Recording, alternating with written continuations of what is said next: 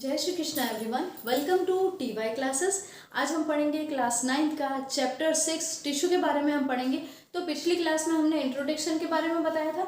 तो वहाँ क्या होता है, टिश्यू क्या होते हैं, एक particular group of cells which are similar in structure and function. तो अब यहाँ बात करेंगे कि प्लांट टिश्यूज के में क्या होता है, एनिमल टिश्यूज के बारे में क्या होता है, एनिमल टिश्यूज में क्या होता है। तो यहाँ सबसे पहले हम बात करेंगे प्लांट्स के अंदर। प्लांट्स में क्या होता है, उनके फंक्शन के बेसिस पर, कुछ कैरेक्टर्स के बेसिस पर टिश्यूज को दो पार्ट्स में डिवाइड किया गया है। बात करेंगे सबसे पहले प्लांट टिश्यूज के बारे में। तो प्लांट टिश्यूज में क्या होता है, ओरिजिन के बेसिस पर, उनके कुछ कैरेक्टर्स के बेसिस पर प्लांट टिश्यूज को दो पार्ट्स में डिफ्रेंशिएट किया गया है। तो सबसे पहला जो है वो क्या है, meristematic tissue, and then second है परमानेंट टिश्यू। अब उनके कुछ कैरेक्टर्स के बेसिस पर, जैसे प्लांट्स है तो प्लांट्स में क्या होता है, कुछ पार्ट्स में ग्रोथ जो होती है वो यूनिडायरेक्शनल में होती है और कंटिन्यू ग्रोथ होती रहती है। तो ऐसे पार्ट में जो है वहाँ क्या पाया जाएगा, मेरिस्टेमेटिक टिश्यू। और जहाँ ग्रोथ नहीं होती है, परमानेंट सेल्स रहती है और स्टोरेज सेल वॉल जो होती है वो, जहाँ परमानेंट सेल्स होती है, जहाँ डिफ्रेंशिएशन नहीं पाया जाता है, तो ऐसी सेल्स जो होती है वो क्या बनाती है, परमानेंट टिश्यू बनाती है। तो परमानेंट टिश्यू में क्या हुआ कि वहाँ डिफ्रेंशिएट नहीं होगा, सेल जो होगी वो डिवाइडिंग स्टेज में नहीं होगी। तो वहीं अगर बात करें मेरिस्टेमेटिक टिश्यू की, तो मेरिस्टेमेटिक टिश्यू में क्या होगा, डिवाइडिंग स्टेज में पाई जाएंगे। तो अब यहाँ डिटेल स्टडी थोड़ा देख लेते हैं। सबसे मेरिस्टेमेटिक टिश्यू में कैरेक्टर्स क्या होते हैं कि these are simple living tissue. तो अब यहाँ सिंपल लिविंग टिश्यू क्या होता है कि यहाँ सेल्स जो होती है वो नॉर्मल ग्रोइंग स्टेज में रहती है, उसमें एक्स्ट्रा जो वैक्यूल्स वगैरह है तो वहाँ कुछ प्रेजेंट नहीं रहते। तो ये क्या है, सिंपल डिवाइडिंग स्टेज में जस्ट एज बेसिक जो सेल स्ट्रक्चर होता है वही इस टिश्यू में देखा जाता है कि माइटोकॉन्ड्रिया, ये जो सेल ऑर्गेनल्स होंगे वो प्रेजेंट रहेंगे और वो डेंस फॉर्म में रहेंगे। तो ये तो बात हो गई सिंपल लिविंग टिश्यू की। अब बात करते हैं थिन सेल वॉल की। तो थिन सेल वॉल में क्या होगा कि सेल्यूलोज का डिपोजिशन जो है, यानी प्लांट का एक स्पेशल कैरेक्टर है, क्या है कि ये सेल के बाहर की साइड में क्या है, सेल मेम्ब्रेन प्रेजेंट रहती है। सेल मेम्ब्रेन के बाहर क्या है, सेल्यूलोज सेल वॉल प्रेजेंट रहती है। ये सेल वॉल जो होती है किसकी बनी होती है, सेल्यूलोज की बनी होती है। तो ये जो सेल वॉल होती है वो अगर मेरिस्टेमेटिक टिश्यू है तो यहाँ पे क्या होगा, सेल्यूलोज का डिपोजिशन थोड़ा कम होगा। तो यानी वॉल क्या हो गई, अपने आप थिक हो गई।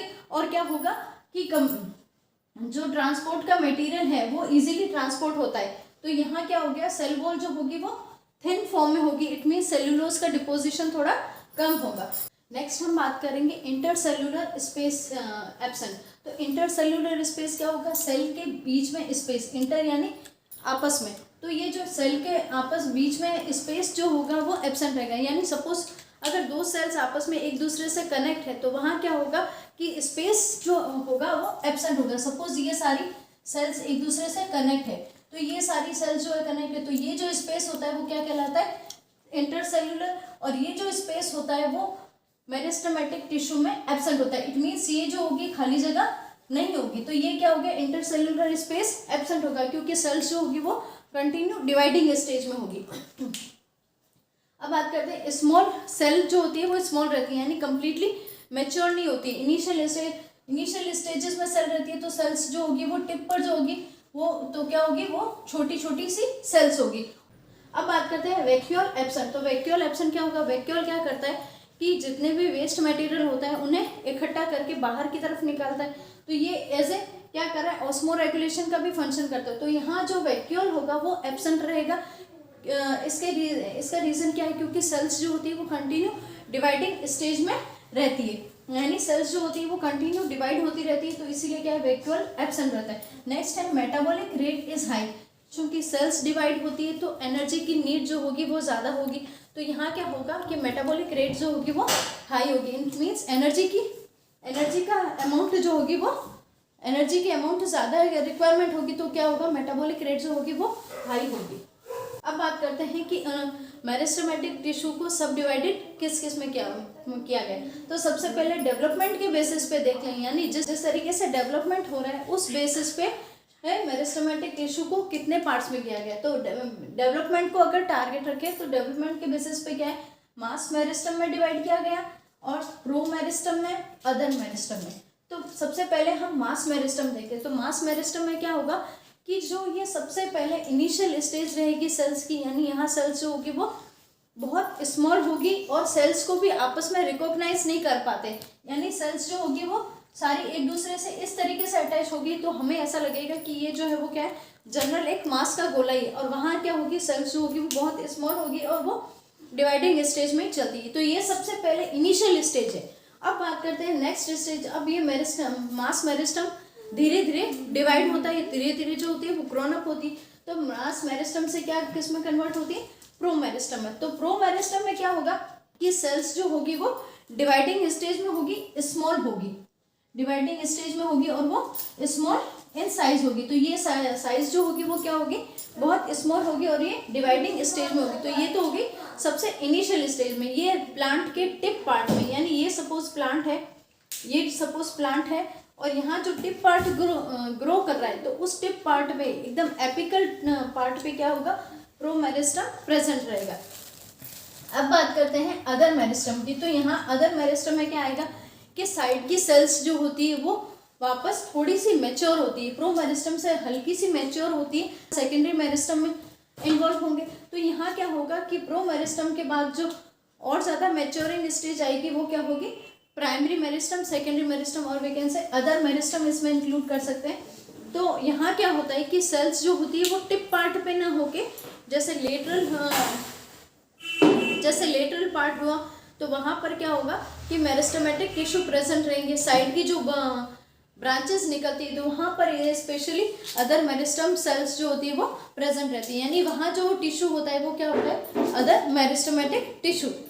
तो ये तो बात हो गई डेवलपमेंट की। अब ऑन बेसिस ऑफ डेवलपमेंट के बारे में बात करने के बाद अब हम बात करेंगे ऑन बेसिस ऑफ ओरिजिन, यानी मेरिस्टमेटिक टिश्यू ओरिजिनेट कहाँ से हो रहे हैं, उनका जो है वो इनिशिएशन कहाँ से हो रहा है, उसी के बेसिस पर उनको डिवाइड किया गया। तो मेरिस्टमेटिक टिश्यू ओरिजिन के बेसिस पे देखा जाए तो दो पार्ट्स में डिवाइड किया गया, एक तो प्राइमरी मेरिस्टम, एक सेकेंडरी मेरिस्टम। तो प्राइमरी मेरिस्टम की बात करें तो ये क्या होता है, प्राइमरी मेरिस्टम ऐसे मेरिस्टमेटिक टिश्यू जो एम्ब्रियो की इनिशियल स्टेज से ही बनना शुरू होते हैं। इट मीन्स जब एम्ब्रियो का डेवलपमेंट होता है तो एम्ब्रियो के डेवलपमेंट के टाइम ही जो मेरिस्टमेटिक टिश्यूज हैं वो ही क्या कहलाते हैं, प्राइमरी मेरिस्टम। तो ये प्राइमरी मेरिस्टम क्या क्या बनाते हैं, एपिकल टिश्यू बना दिया, या जो साइड के जो ग्रोथ्स होती है उनको बना देते हैं। तो ये जो बना रहे हैं वो क्या है, वो प्राइमरी मेरिस्टम है। अब बात करते हैं सेकेंडरी मेरिस्टम की। तो सेकेंडरी मेरिस्टम क्या है कि परमानेंट टिश्यू प्राइमरी मेरिस्टम से परमानेंट टिश्यूज बन गए। अब परमानेंट टिश्यू में क्या होगा, इन केस कई बार क्लाइमेटिक फैक्टर्स की वजह से और या कुछ हो सकता है इंटरनली केमिकल चेंजेस की वजह से, या नॉर्मल जो इनका स्ट्रक्चर रहता है उसके लिए भी डेवलपमेंट होता है। तो ये जो डेवलपमेंट हो रहा है तो वहाँ क्या होता है, परमानेंट टिश्यू उस जो प्रेजेंट रहती है, जो नॉर्मली परमानेंट रहती है, लेकिन कई बार सिचुएशन की वजह से क्या होती है, उन परमानेंट टिश्यूज़ में भी कुछ चेंजेस आते हैं और ये चेंजेस क्या बनाते हैं, सेकेंडरी मेरिस्टमेटिक टिश्यू बनाते हैं या सेकेंडरी मेरिस्टम बनाते हैं। तो ये जो परमानेंट टिश्यू से वापस मेरिस्टमेटिक टिश्यू बनी है उसी को बोलते हैं सेकेंडरी मेरिस्टम। अब बात करते हैं कि ऑन बेसिस ऑफ पोजीशन।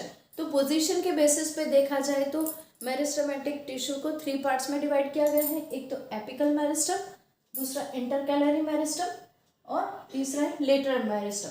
तो सबसे पहले एपिकल मेरिस्टम की बात करते हैं एपिकल मेरिस्टम की। तो एपिकल मेरिस्टम क्या होता है, एपिकल मीन्स एपेक्स पार्ट, यानी जो टिप पार्ट पे अगर मेरिस्टमेटिक टिश्यूज प्रेजेंट है तो वो क्या बताते हैं, एपिकल, वो क्या बनाते हैं, एपिकल मेरिस्टम बनाते हैं। तो एपिकल मेरिस्टम जो होता है वो किसके लिए रेस्पॉन्सिबल होता है, यहाँ टिप पे प्रेजेंट है तो वो लेंथ वाइज जो ग्रोथ करने के लिए रेस्पॉन्सिबल होगा वो कौन सा होगा, एपिकल मेरिस्टम।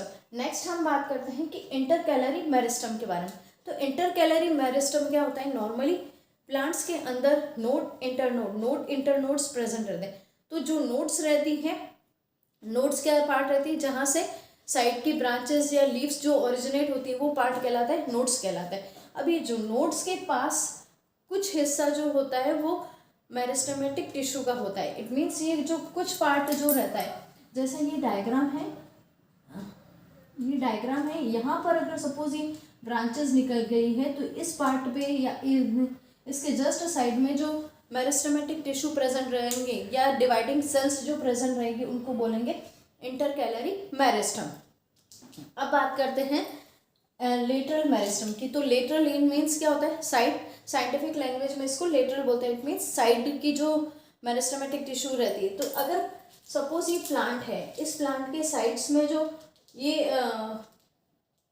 सेल्स है जो कि डिवाइडिंग स्टेज पे है, तो ये जो साइड की सेल्स है या ये जो ग्रुप है डिवाइडिंग सेल्स का, ये कहलाता है लेटरल मेरिस्टम। तो लेटरल मेरिस्टम का फंक्शन क्या होगा कि इसको गर्थ वाइज इंक्रीज करना, यानी एपिकल मेरिस्टम जो होगा वो क्या कर रहा है कि लेंथ वाइज इंक्रीज कर रहा है, लेटरल मेरिस्टम क्या कर रहा है कि गर्थ वाइज जो है वो इंक्रीज कर रहा है। That is all about meristematic tissue. Next class में हम बात करेंगे परमानेंट टिश्यूज के बारे में। Thank you.